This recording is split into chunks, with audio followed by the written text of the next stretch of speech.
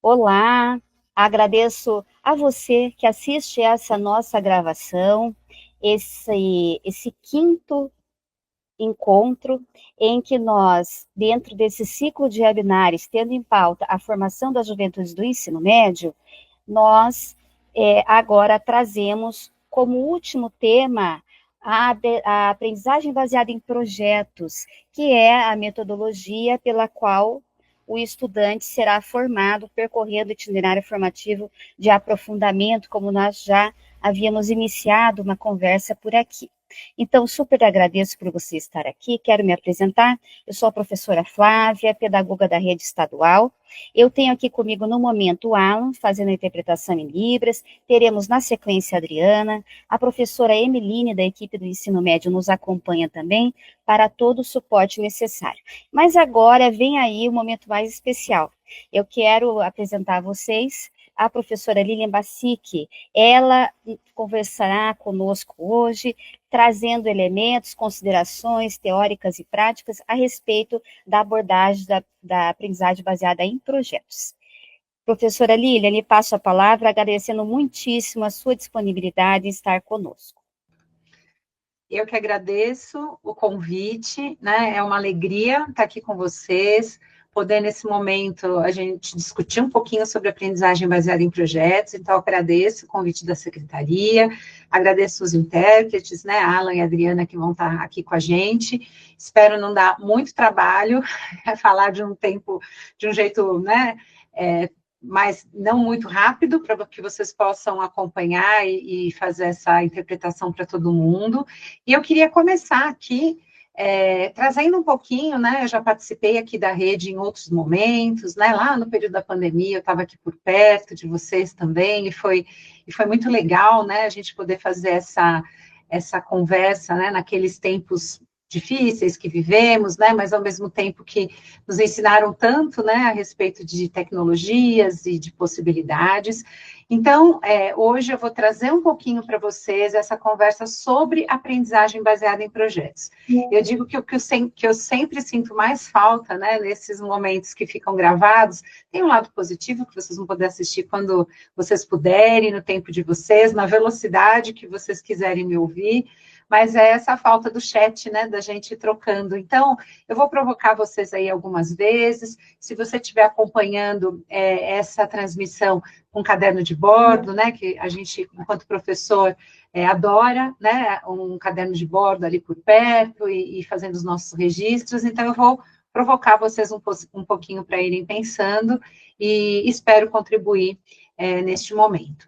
Então, para eu trazer um pouquinho aqui da minha apresentação, né, então, essas publicações são publicações que vão, de alguma forma, nortear essa nossa conversa hoje, né, todas elas foram frutos do meu trabalho no doutorado, da minha pesquisa em pós-doutorado, então eu tenho aí uma história, né, de percurso acadêmico, né, desde o mestrado até o pós-doutorado, mas que surge da minha necessidade enquanto educadora, né? Eu fiquei 27 anos em sala de aula, atuando desde a da educação infantil até o ensino médio, então passei aí por todos os segmentos da educação básica e também atuei, não só como professora, mas também como coordenadora.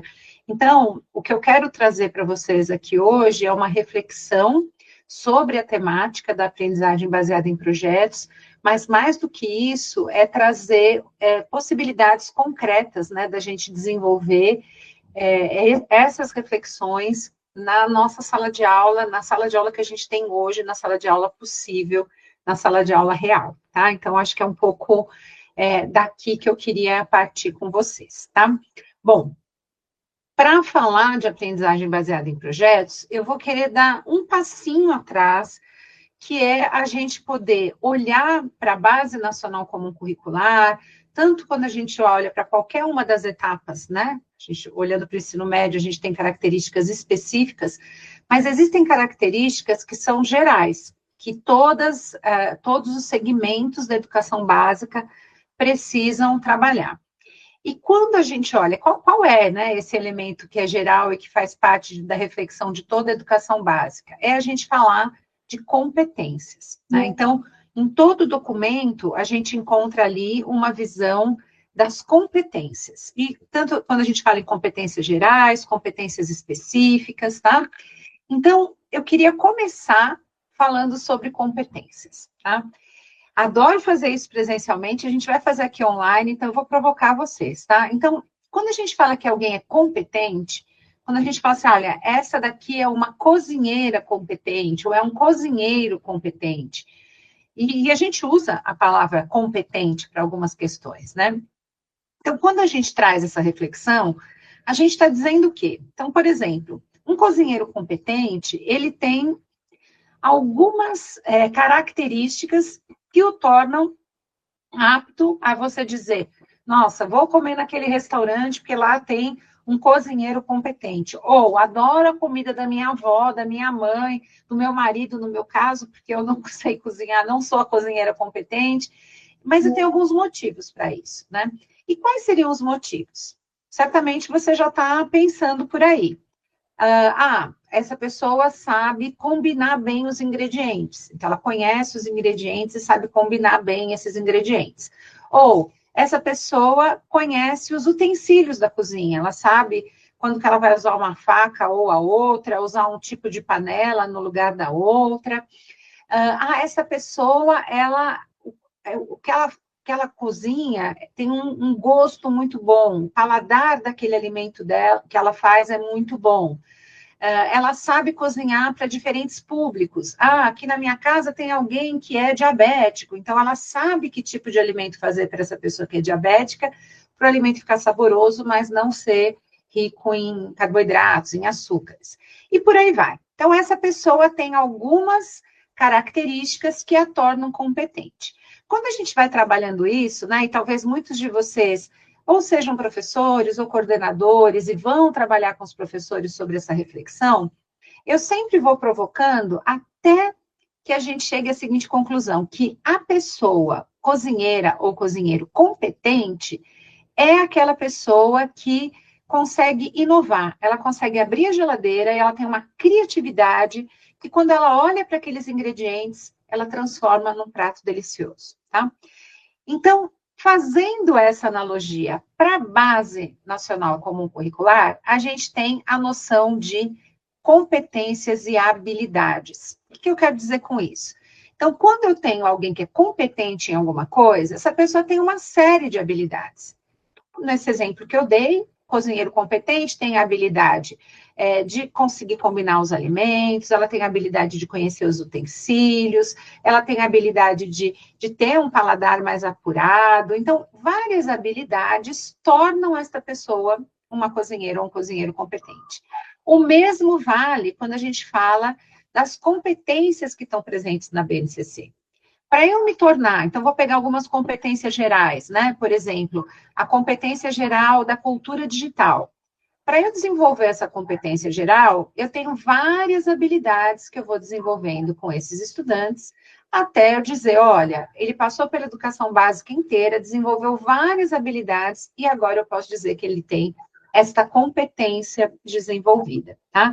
Mas ele só vai se tornar competente mesmo se ele puder usar estes aprendizados para resolver outros problemas, que não são problemas que foram entregues para ele durante a vida escolar. Ele ali, né, no mundo do trabalho, ou na vida dele, né, fora da escola, né, pensando aí em alunos mais novos, ele consegue resolver uma situação porque ele se tornou competente naquilo, tá?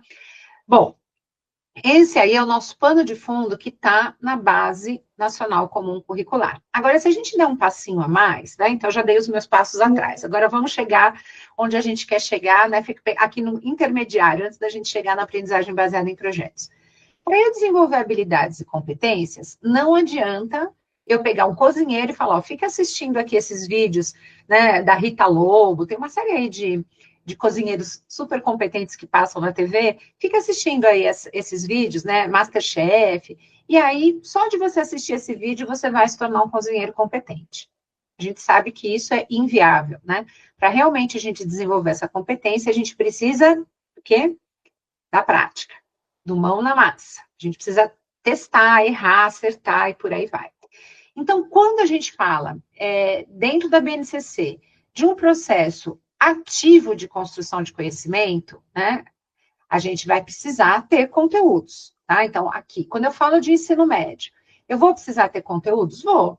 Eu tenho aí uma série de conteúdos que são a gente vai precisar que esse aluno desenvolva para se sair bem nos vestibulares mais diversos, no Enem, nas diferentes avaliações externas que esse estudante pode passar. Então, eu preciso ter conteúdo. Mas esse conteúdo, ele só vai realmente poder se tornar, né, uma habilidade, apoiar no desenvolvimento de uma habilidade, se eu tiver a prática, tá? Então, eu queria trazer dois modelos de percurso metodológico para a gente poder chegar em um percurso metodológico que está mais alinhado com a aprendizagem baseada em projetos, tá? Então, a gente tem um primeiro percurso metodológico que, eu vou ser muito sincera para vocês, o que eu comecei a fazer ali, quando eu comecei a lecionar no ensino médio, era esse percurso metodológico.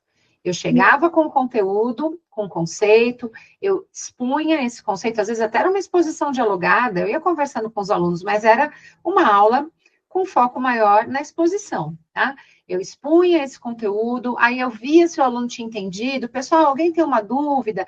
Levanta a mão se vocês têm dúvida em alguma coisa, ou eu, às vezes, eu jogava algumas perguntas para ver se eles sabiam responder.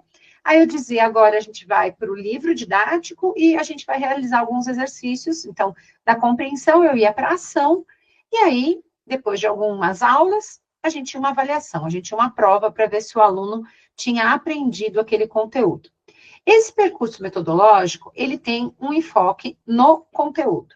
Ele não tem um enfoque no desenvolvimento de habilidades. De novo, para desenvolver habilidade, eu preciso de conteúdo? Preciso. Mas esse desenvolvimento das habilidades, ele tem que ter um percurso que seja um pouco diferente, que é o percurso que acaba se conectando mais com a aprendizagem baseada em projetos, como a gente vai falar hoje. Então, ele é um percurso metodológico em que eu gero um propósito, eu conecto esse meu estudante com algo que realmente faça sentido para ele ou faça sentido dentro do currículo que está proposto para aquele aluno, né? Muitas vezes, quando a gente fala em projetos, fica parecendo que projeto é aquilo que a gente já estudou, né? Quem fez aí uma licenciatura ou quem vem da pedagogia, que vamos estudar a borboleta. Então, tomara que passe uma borboleta aqui para o aluno querer aprender sobre a borboleta. Quando a gente trata de aprendizagem baseada em projetos, o nosso propósito não é, deixa eu ver o que o aluno quer aprender, né? A gente sabe que o estudante, ele não sabe o que ele precisa aprender, né? A gente tem um currículo, ele pode ter curiosidade, querer aprender além, é para isso que temos, né, eletivas, temos outras formas de dar essa possibilidade do estudante ir além, né, e até escolher uma carreira a partir daí, né? Mas quando a gente pensa num propósito que esteja relacionado a um currículo, a gente provoca esse propósito, a gente traz para esse estudante uma possibilidade de algo em que ele precise desenvolver habilidades que são conceitos, procedimentos, atitudes atrelados ao nosso currículo. Então, a gente gera esse propósito, a gente promove a ação, então a pesquisa, a investigação, eu vou trazer aqui alguns exemplos para vocês. A partir dessa ação, não é só ação pela ação, não adianta dizer assim, olha, pessoal, façam aí o que vocês quiserem. Não, é a ação orientada, é a ação encaminhada, que provoque reflexão, que provoque uma análise daquilo que está sendo estudado, que provoque uma conexão daquilo com os conceitos que a gente está trabalhando, para então a gente poder gerar, a partir da compreensão, chegar no conceito. Poxa, mas e a avaliação? A avaliação, ela não é o fim, ela não tem, o nosso foco nesse percurso não é a prova, é o desenvolvimento de habilidades e de conceitos. Por quê? Porque se as habilidades tiverem sido bem desenvolvidas, se o conceito for construído de uma forma adequada, ele vai se sair bem em qualquer avaliação. Então, vejam, neste percurso metodológico, eu não estou dizendo que não tem avaliação. Claro que tem, a gente, né, vive aí com uma série de avaliações da própria instituição, avaliações externas. O que eu quero dizer é que, neste percurso, se o nosso foco é desenvolver habilidades, a gente vai dando condições para esse estudante ser criativo e conseguir resolver problemas, mesmo que eles não tenham sido treinados antes, né? Mesmo que ele não tenha passado por uma questão como aquela, ele se tornou competente, ele desenvolveu habilidades diversas que o tornaram competente, e aí ele vai conseguir resolver qualquer avaliação, tá? Às vezes dá aquela sensação, eu lembro que quando eu comecei a estudar os projetos, dava aquela sensação de, imagina se isso funciona, né? No meu caso, que eu também trabalhava com uma aula mais expositiva, os meus alunos se saíam bem nos vestibulares, né? Então eu falava, imagina que esse percurso funciona. E aí, eu fui começando a perceber, quando eu comecei a trabalhar, né, neste modelo de percurso metodológico no ensino médio, mesmo no ensino superior, que a aprendizagem ela vai sendo ampliada. Porque além da gente trabalhar os conceitos que são da área, no meu caso a área era biologia, além de eu trabalhar os conceitos da biologia, eu também conseguia trabalhar colaboração, comunicação, criatividade, né? Como se faz para trabalhar em grupo, quer dizer, outras habilidades que fazem parte desse desenvolvimento integral do estudante. Bom, então agora já dei um passo atrás, já dei 2 passos atrás, já dei um passo à frente. Vamos chegar agora no nosso tema, né, do encontro, que é a aprendizagem baseada em projetos. Então, eu vou trazer para vocês alguns princípios, né, o nosso foco de trabalho. A gente tem o material do BIE, que é do Buck Institute for Education, que é um material de 2008, que vai sendo sempre revisitado. A gente tem um material do Bender. O Bender, para a gente, tem sido a nossa melhor referência, porque a referência, ela está sempre muito alinhada com o que a gente faz em sala de aula. Eu tive a honra de participar do congresso, um congresso internacional de aprendizagem baseada em projetos, e a fala do Bender, a minha fala foi logo depois da fala do Bender, né, em 2021, então foi muito bom ouvir o Bender falando e falar, nossa, olha como realmente essa inspiração que a gente teve dele fez sentido para a reconstrução que a gente fez nos princípios da aprendizagem baseada em projetos aqui no Brasil, né? Então, é uma fala que se conecta muito com a nossa realidade. E a terceira publicação, que também é uma referência, né, que é óbvio, eu vou trazer um pouco para vocês, é o livro STEAM em Sala de Aula, em que a gente tem, em um dos capítulos, eu e o Leandro Holanda, escrevemos sobre aprendizagem baseada em projetos no contexto brasileiro, tá? Então, acho que essas são as referências, e no final eu também trouxe uma outra listinha de referências para vocês, para quem quiser aprender mais nesse assunto, tá? Bom, então vamos lá. Vamos começar com o Bender. De novo, para a gente, o Bender é essa referência mais adequada para a gente poder falar sobre essas etapas. Então, o Bender começa, ele vai dizer que a gente tem 5 etapas no desenvolvimento dos projetos. E eu vou tentar, ao tratar dessas etapas, estabelecendo essa relação com a BNCC e com os currículos, né, que a gente tem de ensino médio. A minha defesa é que a aprendizagem baseada em projetos, ela pode estar presente nos itinerários, mas ela também pode estar presente na formação geral básica, né? Então, é o que eu compartilhei um pouco com vocês. Quando eu trabalhava em biologia, a gente não tinha ainda, né, o currículo do ensino médio como ele é hoje, e eu trabalhava aprendizagem baseada em projetos na minha disciplina. É a melhor forma? Não, a gente já está falando de uma visão integrada, né? Mas, naquela época, fazia sentido eu trabalhar os projetos no meu componente curricular, que eu trabalhava com biologia. Hoje, quando a gente fala na aprendizagem baseada em projetos, quanto mais a gente conseguir trabalhar de uma forma integrada, reunindo outras áreas do conhecimento, mais a gente consegue que esse aluno desenvolva habilidades e competências mais completas, que promovam esse desenvolvimento integral, tá? Bom, então vamos lá. A primeira etapa é a etapa de ancoragem, tá? Nessa etapa de ancoragem, qual que é o nosso desafio? Nosso desafio é conectar o estudante com aquela temática que a gente vai trabalhar, tá? Conectar com aquela temática tem muita relação em gerar o propósito, que eu falei um pouco antes, né? Então, por exemplo, se eu já vou trabalhar determinado conteúdo, eu já sei que eu tenho determinada habilidade para desenvolver com aquela turma da primeira série, eu vou escolher trabalhar com uma ancoragem que conecte o aluno àquele conteúdo. Depois eu vou passar um vídeo, não vou ficar dando muito exemplo agora, porque aí no vídeo a gente vai conseguir ter essa visão como um todo, tá? Então, a ancoragem é a forma de eu preparar o terreno e gerar o interesse para os estudantes, tá? Então, se eu quero juntar trabalhar com doenças, eu vou trazer ali, então nós vamos ler uma reportagem de jornal, vamos assistir a um vídeo que trate sobre aquilo, a gente vai ouvir um podcast, então eu tenho várias formas de fazer essa ancoragem. Vamos supor que eu quero trazer alguma temática que se relacione com arte e com ciências humanas. Então, eu vou colocar ali uma imagem que vai me ajudar a fazer aquela conexão. Vamos supor, a revolta da vacina, que a gente tem várias imagens, né, ali que nos ajudam a trabalhar essa ancoragem, provocando os alunos em relação àquilo. A minha ancoragem pode ser um depoimento. Vamos supor que eu estou querendo trabalhar com a questão urbana, né, como é que está a questão do saneamento básico na minha cidade, porque eu já vi que eu tenho lá essa necessidade de trabalho com os estudantes. Então, eu trago uma ancoragem que pode ser um depoimento de alguma pessoa que mora naquele local e vai falar sobre o saneamento básico. Então, basicamente, né, que na ancoragem, a gente vai despertar o interesse dos alunos, tá? Então, a gente não vai esperar eles terem vontade, a gente vai levar alguma coisa que vai gerar esse propósito, que vai provocar os estudantes para pensarem naquela situação, tá?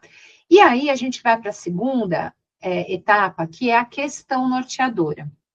Aqui é uma coisa muito interessante que a gente vê tanto naquela referência que eu dei primeiro, que é o BIE, quanto no livro do Bender, que é óbvio, a gente também usa na nossa publicação. O que é uma questão norteadora? Vocês vão encontrar na literatura como questão norteadora, questão disparadora, deve ter outros nomes, mas norteador e disparador é o que mais vocês vão encontrar, que vai trazer o seguinte: a questão norteadora, ela não pode ser simples a ponto de ser respondida com uma busca simples, ainda mais hoje, né, gente? Quando a gente fala de inteligência artificial, se eu coloco uma pergunta como essa, o que é uma alimentação saudável? Mas em segundos eu tenho uma resposta, né? Em segundos o aluno vai encontrar essa resposta perguntando para a IA, mas mesmo que não tivesse IA, ele jogava ali num buscador qualquer, ele ia encontrar essa resposta. Então, a questão norteadora, ela não é isso que a gente está vendo no nosso primeiro exemplo aqui, onde está escrito o que é uma alimentação saudável. Isso não é uma questão norteadora, porque eu consigo achar rapidamente a resposta. A minha questão norteadora, ela precisa estimular a investigação e levar os estudantes a terem respostas diversas. Não é uma resposta única. Porque, vejam, o que é uma alimentação saudável, gente, a literatura já vai dizer o que é saudável. Tudo bem que isso às vezes vai mudando, né, no decorrer do tempo, mas eu não tenho muita dificuldade. Agora, a segunda pergunta: como podemos apoiar as pessoas da comunidade para a adoção de uma dieta equilibrada e saudável? Vejam que esta sim é uma questão norteadora. Por quê? Quando eu pergunto como podemos apoiar as pessoas da comunidade, pronto, aqui já tem o meu primeiro ponto de investigação. Eu não vou conseguir essa resposta imediata em nenhum buscador, e mesmo que a IA me responda, não sei se ela vai ter, se ela não vai alucinar, né? Que a gente fala que a inteligência artificial alucina, quando ela não tem uma resposta muito boa, ela dá qualquer uma. Aqui a gente vai ter que entrevistar as pessoas da comunidade, vai ter que entender como que é a alimentação na escola, como é que é a alimentação das pessoas que vivem na minha comunidade, na casa delas. Que tipo de alimento é mais comum, né? Então, se eu estou falando de um determinado estado, eu estou falando aqui do Paraná. Será que a mesma alimentação em todas as regiões do Paraná, elas são semelhantes, né? Pessoa que ali de Curitiba, de Ponta Grossa, será que a gente tem o mesmo tipo de alimentação? Então, pesquisar qual é a alimentação das pessoas da comunidade, essa questão me provocou a querer saber mais sobre isso. Como é que eu ajudo essas pessoas a terem uma dieta equilibrada e saudável? Então, esse estudante, a gente sempre fala, né, que quando a gente estuda para ensinar para os outros, parece que a gente aprende mais, né? Então, é diferente de fazer um seminário, é aprender sobre uma alimentação saudável e equilibrada para conscientizar, para apoiar as pessoas da comunidade. Então, vejam, a própria questão, ela já inclui uma série de possibilidades de investigação, tá? Então, essa pesquisa, essa investigação, ela vai ter caminhos muito diversos. Então, não é uma pesquisa que eu trago ali um relatório, o que é alimentação saudável, tem um relatório e acabou, mas eu preciso que os estudantes realmente possam investigar a fundo. Então, eu posso ter webquests, que são modelos de investigação online, né? Convido aí vocês a darem uma busca webquest. Eu tenho no meu blog um textinho sobre o webquest, que talvez ajude vocês a conhecerem um pouco mais. Eu posso ter o que a gente chama de mini lições, mini projetinhos, isso o Bender traz, né? Como possibilidade de você criar um roteiro de pesquisa, de investigação, né? Então, muitas vezes de olhar o que é descartado, até para a gente pensar que essa alimentação saudável pode envolver cascas de alimentos, né? A gente pode ter uma visão mais sustentável dessa alimentação.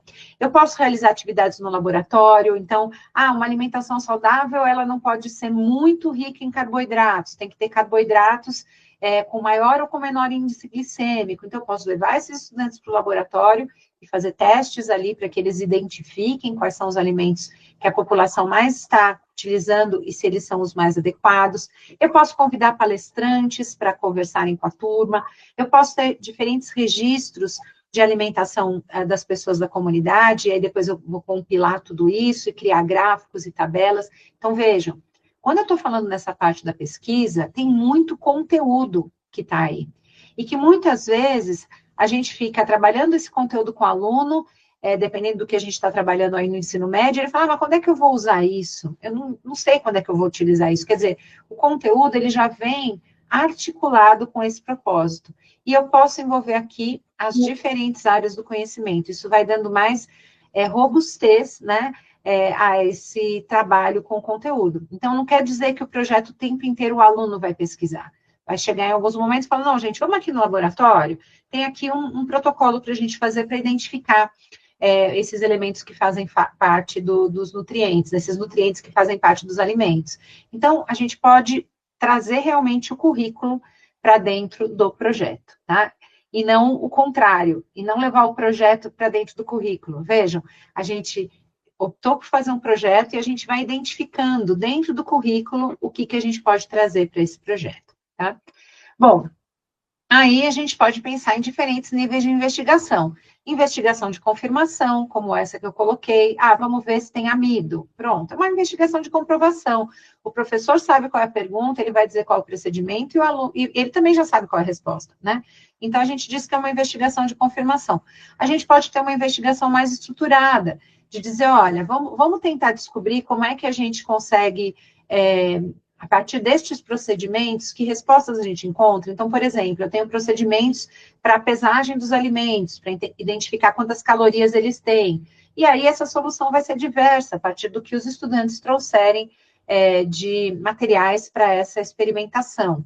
Pode ser uma investigação mais guiada, o professor vai colocar, olha, como é que está a alimentação da nossa comunidade? O aluno vai pensar qual é o melhor procedimento e ele vai trazer uma solução em gráfico, em tabela, em análise socioeconômica de vulnerabilidade. Será que a opção por um determinado alimento tem a ver com o poder aquisitivo dessa comunidade? Vamos estudar sobre isso? A gente está envolvendo ciências humanas, a gente está envolvendo ciências da natureza, ou ela pode ser mais aberta, como numa iniciação científica. Dentro da temática, a gente tem grupos diferentes pesquisando coisas diferentes para poder chegar na resposta da nossa questão norteadora, tá? E aí, as pesquisas nos mostram, né, de uma maneira geral, se a gente vai lá para a literatura, eu trouxe aqui duas referências, que para desenvolver esse raciocínio científico, nem sempre a investigação estruturada é a melhor escolha, né? Muitas vezes, para desenvolver esse raciocínio científico, atividades experimentais abertas podem dar mais possibilidades do que as atividades estruturadas. E a gente sabe bem disso, né, gente? De novo, né? Eu não só fiquei em sala de aula há muito tempo, mas assim como vocês, eu também fui aluna. Muitas vezes eu pegava um procedimento ali de laboratório que, quando ele não tinha um objetivo, ele virava só uma receita de bolo. Eu fazia, chegava naquela conclusão e acabou, né? Então, muitas vezes as atividades experimentais, que podem ser um pouco mais abertas, mas com a clareza de que é para responder alguma pergunta do currículo, elas podem ter um resultado melhor na construção de conhecimentos pelos estudantes, tá? Bom, e aí a gente vai organizando tudo isso que a gente precisa fazer em etapas. Então, elas não são etapas isoladas nessa pesquisa, elas vão compondo esse grande leque que a gente abriu para poder responder a nossa pergunta norteadora, que é, nesse caso, eu coloquei como podemos conscientizar a população a ter uma dieta adequada, tá? E aí a gente chega a um produto final. O que pode ser esse produto final? Bom, na aprendizagem baseada em projetos, a gente pode ter diferentes produtos finais. Vamos supor que a nossa aprendizagem baseada em projetos, ela tem como foco a abordagem STEAM, que é uma das minhas áreas de pesquisa. Então, nesse caso, o meu produto final vai ser um protótipo, vai ser algo que eu vou construir para resolver o meu problema. Vamos supor que ela não está olhando para o STEAM, eu estou só trabalhando com aprendizagem, só que já é muita coisa, né? Trabalhando com aprendizagem baseada em projetos. Então, eu vou ter um artigo, eu vou ter uma apresentação para a comunidade. Nesse caso, que eu falei de conscientização, eu posso ter uma intervenção artística, cultural, eu posso ter uma campanha que a escola vai fazer. Então, é sempre pensar que o projeto, quando a gente trabalha com aprendizagem baseada em projetos, ela tem fim. Quando eu respondo a minha questão norteadora, eu cheguei no fim do meu projeto, tá? Isso é muito importante, porque muitas vezes quando a gente falava em projeto antes, parecia que ele nunca ia acabar. Cada hora chegava uma coisa, a gente ia colocando. Eu lembro quando eu estava na escola, tinha lá o projeto água. Então, todo mundo, eu vou fazer isso. Mas parecia que ele nunca tinha fim. Quando a gente acabava de fazer um monte de coisa, a gente tinha uma exposição com vários resultados, né? Na aprendizagem baseada em projetos, não. A gente sai de uma pergunta e a gente termina o projeto quando a gente respondeu aquela pergunta. Então, a gente vai dizer que o projeto, na aprendizagem baseada em projetos, seguindo essa linha de investigação do Bender, a gente vai ter começo, meio e fim, tá? E esse meio, ele tem um propósito, né? Então, eu faço tudo isso aí no meio, essas pesquisas, essas tabelas, esses gráficos, para chegar no meu produto final, tá? Bom, e aí, eu trouxe um exemplo aqui para vocês poderem conhecer um pouquinho, que é um exemplo de casa mais sustentável, que foi feito aqui com alunos da terceira série do ensino médio, numa escola em Ubatuba, aqui em São Paulo, tá? Vamos ver se vai sair com som, porque eu não sei se... Tá com som, pessoal? Alguém me dá um ok aí, Adriana? Perfeito.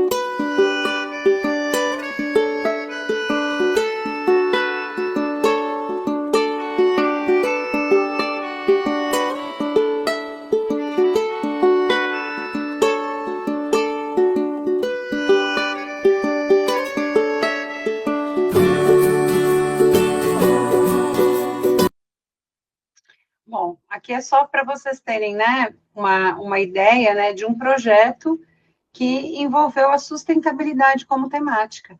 E para esses professores darem conta, né, de tudo que eles precisavam trabalhar com os estudantes, eles foram organizando a parte da sustentabilidade com o alimento, a sustentabilidade com as casas, né, a construção das casas, e dentro desse projeto, em que a pergunta, né, norteadora estava relacionada a como podemos tornar as nossas casas mais sustentáveis, eles passaram pela alimentação, eles passaram por física, né? Vocês viram eles ali fazendo o teste para acender a luz, eles passaram por química no teste das tintas, quer dizer, os conceitos que eles precisavam trabalhar foram envolvidos ali nesse processo. E eles acabaram entrando em contato com aquilo que fazia parte do currículo. E aí, onde a gente acaba questionando, né? Mas e a avaliação? Como é que fica, né? Aqui é um momento importante da gente olhar um pouco para aquilo que eu falei lá no começo, né? Enquanto a gente desenvolve essas habilidades dos estudantes, certamente eles vão ter resultados melhores nas avaliações, porque ele vai pensar, vai cair alguma coisa de física, vai cair de química, vai, dependendo do que ele fez ali, né, de qual foi o foco do projeto, a gente tem, a gente percebe, né, e a gente tem pesquisas que vão mostrando para a gente que aqueles estudantes que fazem esse percurso de uma metodologia mais ativa, muitas vezes nem acham que aprenderam tantos, mas têm resultados melhores, né? A gente tem pesquisas que foram feitas com relação a alunos do MIT em física, que fizeram, né, estudaram com metodologias ativas o mesmo grupo e outros da forma mais tradicional. Aqueles que trabalharam com metodologias ativas achavam que não tinham aprendido muito, mas eles tiraram notas melhores do que aqueles que tinham trabalhado com aulas mais expositivas, né? Então, essa avaliação, ela tem, eu vou dizer que a gente tem duas lentes, né, para olhar para elas. Em primeiro lugar, essa lente das avaliações externas, né, do Enem, de todas aquelas provas que a gente faz com o aluno e que são muito mais voltadas para, muitas vezes, o reconhecimento de um conteúdo. Então, depois de vivenciar uma prática como essa, a gente não precisa trabalhar em projetos o tempo inteiro, né? A gente vai articulando, olha, isso aqui que a gente viu de física, em ótica, como é que a gente, que questões que a gente poderia ter, então a gente faz essa articulação. Agora, o projeto como um todo, ele precisa ser documentado. Por quê? No momento que a gente está refletindo sobre a experiência, a gente está realmente construindo esses conhecimentos. E aí, a gente está também trabalhando a parte de língua portuguesa, né, das linguagens como um todo, porque essa linguagem vai fazer parte dessa documentação que os estudantes vão fazendo, tá? E aí, para a gente pra poder encaminhar aí para o finalzinho dessa nossa conversa, peraí que travou aqui o meu negócio. Bom, para o próximo, a gente pode utilizar rubricas, né? Eu costumo sugerir, né, que a gente precisa contar para os estudantes aquilo que a gente quer desenvolver neles, que vai além dos conteúdos. Porque a física, a química, a matemática, a gente vai conseguir desenvolver de uma forma mais, coletar dados, né, de jeito mais evidente, né, do que o aluno aprendeu ou não. Mas existem outras habilidades que precisam ser desenvolvidas, como a colaboração, a criatividade, a organização das informações. Então, o uso de uma rubrica pode ajudar para a gente apoiar os alunos a que eles aprendam o que é colaborar, né? O que é ser criativo, né? Será que ser criativo é tão subjetivo ou eu posso dizer que quanto mais eu colocar minhas ideias em ação, mais criativo eu vou poder ser, né? Eu também posso desenvolver a criatividade dos estudantes, a colaboração. Então, as rubricas, elas podem ajudar bastante. Então, realmente a gente poder combinar uma avaliação que é mais objetiva, né, para ver se realmente os conteúdos foram trabalhados e os alunos realmente compreenderam aqueles conteúdos, e uma avaliação que eu não diria que ela é tão subjetiva, porque a rubrica ajuda a objetivar um pouco onde é que a gente quer chegar, né? Agora, quando a gente pensa nas estratégias que a gente pode usar com os estudantes, são muitas, né? A aprendizagem baseada em projetos, ela também pode envolver as aulas mão na massa, né? Pegando essas práticas pedagógicas que a gente tem aqui no CIEB, né? A gente pode ter uma aula de rotação por estações, a gente pode envolver a sala de aula invertida. Então, eu quero convidar vocês a explorarem, eu coloquei aqui um link reduzido, bit.ly/CIEB-MA, né, de metodologias ativas, que são alguns videozinhos contando sobre práticas pedagógicas que podem também fazer parte da aprendizagem baseada em projetos. Apoiei o CIEB nessa época, no desenvolvimento desses exemplos, e a gente tentou, vocês vão ver, são videozinhos de 1,5 minutos, de 2 minutos, só para apoiar nas escolhas, muitas vezes, de práticas que podem ser mais mediadas por tecnologia, que é a sugestão que a gente tem aqui, tá? Bom, nosso grande desafio é como transformar, né, essa investigação dos jovens e adolescentes em possibilidades de construção de conhecimento. E aí eu coloquei esse trechinho aqui do nosso livro em que a gente traz essa reflexão, né? Ela pode ser uma escolha metodológica que considera a aprendizagem do estudante no centro do processo. Então, quando a gente fala que o estudante está no centro, mas não é só porque ele está ali numa atividade mão na massa, mas porque a gente está olhando para dar significado a essa aprendizagem deles, né? Tornar mais significativo o processo de desenvolvimento de habilidades e de competências, tá? Metodologias ativas como aprendizagem baseada em projetos é um excelente meio para a gente pensar no desenvolvimento integral, mas sem dúvida nenhuma a gente precisa planejar de uma forma integrada, acompanhar essa implementação para ver onde a gente precisa corrigir a rota, né? E também ter uma avaliação e uma tomada coletiva de decisões, tá? Aqui eu tenho mais algumas referências que podem ajudar vocês a pensar sobre isso, então pensar sobre trabalho em grupo, gestão da sala de aula no ensino médio. Esse terceiro livro é muito legal. O segundo livro ele vai trazer várias práticas que vão ajudar a gente a implementar em sala de aula, e o último traz rotinas de pensamento. Então, eu sugiro bastante. Aqui, depois para vocês darem um print, aqui no vídeo tem algumas outras referências, e finalizo com essa frase aqui de Paulo Freire, né, quando ele traz que ninguém nasce feito, é experimentando-nos no mundo que nós nos fazemos, né? Então, essa visão mesmo de uma aprendizagem que possibilite esse desenvolvimento integral dos estudantes. Então, acho que é isso, tentei juntar aqui nesse tempo, não pude conversar aí diretamente com vocês, mas espero que eu tenha provocado as trocas de vocês, onde vocês estiverem acompanhando esse vídeo. Muito obrigada. Flávia, passo para você. Oi, professora Lili, eu tenho certeza que colaborou muitíssimo. Oi? Me ouve, né? Colaborou muitíssimo porque a sua fala vai para além da teoria, né? Você demonstra a sua experiência, não começou a trabalhar em educação, né? Há alguns dias, faz bastante tempo, né? Então, a gente percebe que essa interação que você faz com muita facilidade, teoria e prática, ajuda muito na comunicação, na assertividade aqui do que a gente, né, precisa conhecer, precisa colocar em pauta. Eu, antes de agradecer, até queria destacar que eu achei muito importante vários momentos. Vou citar, por exemplo, a questão de você fazer essa ligação entre a aprendizagem baseada em projetos e a aprendizagem dos estudantes. Quer dizer, não é uma moda, não é assim, eu vou fazer alguma coisa, né? Eu tenho um propósito, o professor é o líder, mediador, né? Há interface com o currículo, tem conhecimento, tem saberes, né? E lógico, a gente precisa muito desse engajamento, né? Então aí tem um esforço nosso, né? Da gente aprender esse movimento, de não entregar tudo, né? E de mobilizar esse estudante num processo bem ativo, né?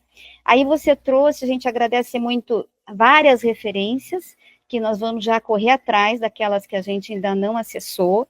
Super importante, eu recomendo que você que nos assiste também. Hoje o acesso, né, os referenciais são muito mais fáceis do que em outras épocas.